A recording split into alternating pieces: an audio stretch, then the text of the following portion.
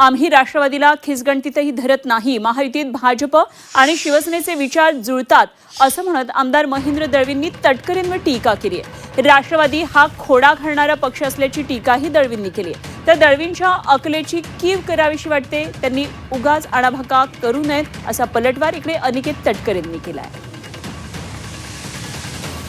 राष्ट्रवादीला गणतीत पकडत नाही आहोत। आम्ही जरी महायुतीमध्ये असलो तरी बीजेपीचे आमचे विचार एकत्र जुळत आहेत। राष्ट्रवादी नेहमी खोडा घालणारी पक्ष आहे आणि आज तटकरेचं त्यांच्याच पक्षामध्ये काय चालत नाही आहे, त्यांनाच त्यांनी साहित्याचा प्रयत्न केलेला आहे। येणाऱ्या काळामध्ये तटकरे कुटुंबाला त्या संदर्भात नक्की झटका मिळेल। महेंद्र दळवींच्या एकंदरीत आकलन शक्तीची अकलेची क्यू मला करायची वाटते। खरं तर मी कधी त्यांच्याविषयी किंवा कोणाविषयी मी बोललो नाही, पण ज्यावेळेस थेटपणाने वारंवार तटकरे साहेबांवर ते टीका करतात, खरं तर त्यांनीसुद्धा आत्मपरीक्षण केलं पाहिजे। त्यांच्या असलेल्या विधानसभेच्या निवडणुकीमध्ये किती वेळा तटकरे साहेबांकडे आल्या आणि किती वेळा काय काय गोष्टी झाल्या।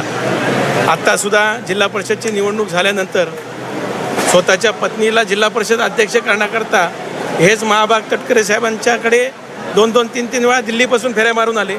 त्यावेळेस तटकरे साहेबांचा हे दिसला नाही आणि आजच त्यांना ह्या गोष्टी दिसतात। त्याच्यामुळे महेंद्र दळवींनी उगाच